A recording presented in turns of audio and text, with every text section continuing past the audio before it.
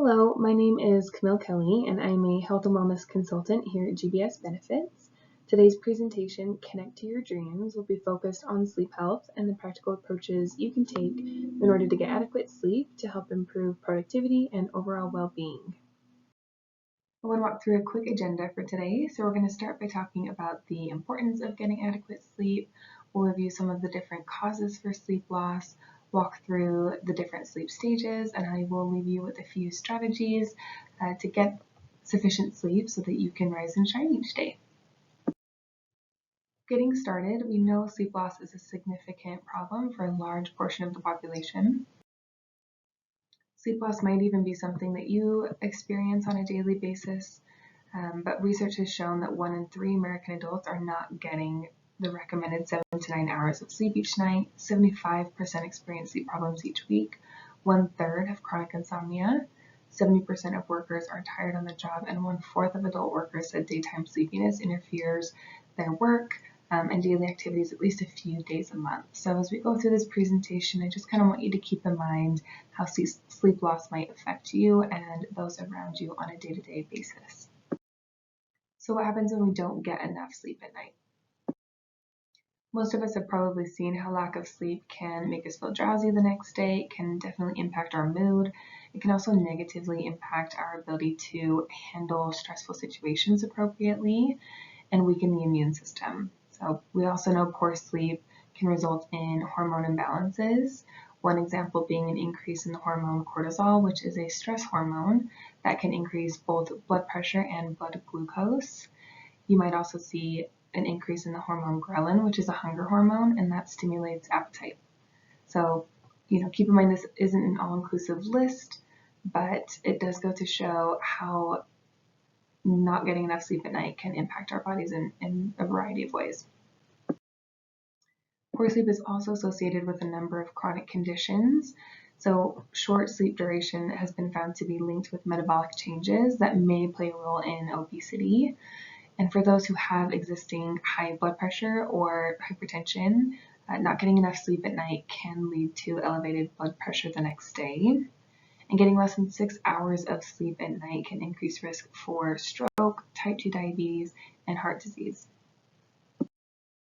Insufficient sleep can also impact us in the workplace. We know it can play a role in motivation, the time it might take to accomplish a task, the ability to really concentrate and even recall important information. But what's the cause of this epidemic? There are a number of potential causes for sleep loss, these just being a few. But keep in mind some you can control, others you really can't. A few that could potentially be impacting you could be lifestyle habits. So this could be something like the time that you go to bed each night, or maybe having a heavy meal too close to bed. Stress is a big one. Stress can really impact the amount of sleep that we get and also the quality of sleep that we get. And we know that stress is associated with about 50% of all sleep-related problems. Workplace factors. This could be, the shift that you work, how many hours you have in between shifts to recover and recharge. Maybe you work in a really stressful environment. Medications, something that we may not always think of, but even medications for allergies and asthma can impact the sleep that you get at night. So keep in mind what medications you might be taking and if they are having an effect on you. Sleep disorders like sleep apnea, restless leg syndrome, insomnia. Sleep disorders impact millions of Americans, and it can really take a toll on our overall health. Environmental disruptions, again, might not always be something that you can control, but there are certain things that could be keeping you up at night. And then if your environment's really not conducive to sleep, and if there's things that might be distracting you or keeping you awake, that can be a serious cause of sleep loss. Sometimes it's a combination of those factors as well, and then sometimes maybe your brain decides it's a good time to play your own personal game of insomnia Jeopardy, and asking questions like, why did I say or do that? What's that strange noise? It can be hard to shut the brain off when we have so many thoughts running through our heads of, things that happen throughout our day and things that we need to get done, and I know that's something that I definitely relate to. So we've talked about the negative effects of not getting enough sleep and some of the things that might be causing sleep loss, but why is it so important to get sufficient sleep at night? What's happening to where we need to get that recommended 7 to 9 hours of sleep every night? I think to answer that question, we need to first look at the different sleep stages and what's happening during those times. There are two types of sleep. So we have non-rapid eye movement sleep, also known as non-REM sleep, and rapid eye movement sleep, also known as REM sleep. Non-REM sleep is composed of 3 different stages. So we have stage N1, N2, and N3. And non-REM sleep is really where we become disengaged with our environment, our blood pressure drops, and this is really the time where our body is able to rebuild tissue and muscle and strengthen up our immune system. REM sleep is where we get that rapid eye movement, muscle paralysis, and more intense dreaming. And what's interesting about REM sleep is that our brain is actually more active during that stage of sleep than we are when we're awake. So, between the 2 different types of sleep, we cycle throughout the night, going from the lightest stage of sleep into the deepest sleep and back through, but it typically takes about 90 minutes to complete a full sleep cycle. And ideally, we want 4 to 5 full sleep cycles each night. So that's where we get that recommendation for 7 to 9 hours. If we're able to get that 7 to 9 hours, that can really help us to wake up feeling refreshed and recharged. We need sleep to not only wake up feeling rested and happier, it's important to get adequate sleep because this is the time that waste is cleared from the brain. So every cell in our body requires nutrients and also gives off waste. In the body, we have the lymphatic system to help clear that waste, but in the brain, we don't have lymphatic vessels. So how does our brain clear that waste? Well, it happens while we sleep. Our brain is surrounded by a clear fluid called cerebral spinal fluid, or CSF. And CSF fills the space around the brain. And when we sleep, that CSF actually floods the brain and clears it of waste. But what's interesting about this process is that it can only happen when we are asleep. When we're awake, our brain has other things to focus on, right? So if we have lots of things going on, the brain's going to put off clearing that waste until we are able to sleep. So we need to make sure that we are getting adequate sleep so that the brain has a chance to clear out all that waste. So keeping in mind the different stages of sleep and the importance of getting enough sleep at night, I want to go through some effective strategies that you can utilize day-to-day basis to really help you get enough restful sleep at night.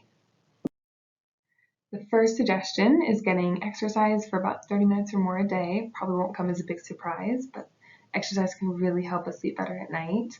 Keeping in mind, we don't want to work out too late in the evening.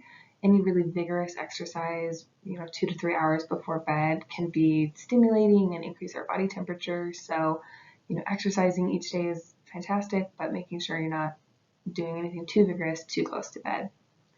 Also, eliminating electronic or screen use before bed. If 60 minutes is unreasonable, just start where you are. Even 10 or 20 minutes less per night before you go to bed can really help, because we know those LED lights can emit artificial blue light, and that keeps our brain from making melatonin, and we need that to sleep. So make it a goal to put away the electronics, at least 20, 30 minutes before bed if you can. Also getting in sync with our circadian rhythms. Circadian rhythms are basically just the rhythms of our body and how they flow with the rhythms of the planet, but they impact, when we get sleepy, when we wake up, our metabolism, all sorts of things. So we want to get in sync with those rhythms, and one way to do that is getting at least 20 minutes of morning light each day. So typically between about 6 a.m. and 8 a.m., getting 20 minutes of light. So if you can, get outside, go for a short walk. It could even be as simple as drinking your coffee or tea outside, opening your sunroof if you have one in your car, anything like that to get a little extra morning light to get you back in sync with those rhythms.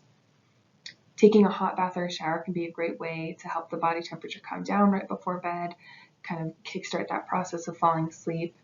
And also focusing on sleep hygiene, which are basically just the practices that we have that help us sleep better at night. So thinking about, maybe your 5 senses of anything that feels nice or smells nice, anything that might be distracting you or keeping you up. So if you're sensitive to light, maybe having some blackout curtains, or if noise can be distracting to you, using earplugs, making sure the room's cool temperature to sleep in. So all of that can be really helpful. Also using deep breathing, meditation techniques. There's lots of great apps that are free, like Calm or Stop, Breathe, and Think, that can walk you through some of those exercises. Reading a book, listening to music that's calming to you. I think the biggest thing here, though, is to be consistent with the time that you go to bed and wake up each day, regardless of the weekend. And I know it's difficult, but that's going to be the thing that really helps your body the most, is staying consistent with the time that you go to bed and wake up every day. And if at first you don't succeed, try again, right? So if you're having a hard time falling asleep, get up, maybe brush your teeth again, or pick your book back up for a couple of minutes. Just do some sort of activity that's going to help you to reset your intention and kind of start that process over so that your body knows it's time to wind down and get some sleep. So what about naps? Naps don't necessarily replace lost sleep at night, but they can be a great way to get an extra boost of energy. The ideal length of a nap is 10 to 20 minutes, which goes back to the sleep stages, right? So if you're taking a 30-minute nap, 60-minute nap, you're more likely to wake up in a deeper stage of sleep. So you're going to wake up feeling groggier. So ideally, 10 to 20 minutes for a nap is a great time frame. If that's really just not going to cut it, shoot for a full sleep cycle, which again is 90 minutes. So 10 to 20 minutes or 90 minutes is the ideal. You just want to avoid sort of the in-between of, maybe an hour-long nap. Also, making an effort not to nap after 3 p.m., which can impact the sleep that you get that night. So trying to take a nap before that point is going to be helpful. And being mindful of your environment. If you have anything that's going to be distracting or keep you from actually being able to disconnect and take a nap, doing what you can to limit those distractions. And thinking ahead, if you know that you're going to lose some sleep one night, take a preparatory nap. That's going to counteract the effects of sleep loss better than trying to take a nap the next day or even trying to sleep in. And also setting an alarm. That can be a great way to help you really fully disconnect. It might sound really obvious, but we don't want to be worried about sleeping too long. So take that pressure off, set an alarm. You can even set it for, an extra 5 minutes to allow some time for you to truly fall asleep. When it comes to food, we want to be mindful of the foods that can either help or hinder the sleep that we're getting at night. Just a few things to avoid. Caffeine afternoon. It can take up to 8 hours for caffeine to fully wear off. So trying to limit, tea and coffee afternoon can be helpful. Also avoiding alcohol within 4 hours of bedtime. Alcohol is a stimulant, so ending your night with a nightcap can actually keep you in a lighter stage of sleep. So you're not going to get to that needed Rem sleep, and you might wake up in the middle of the night when the effects have worn off.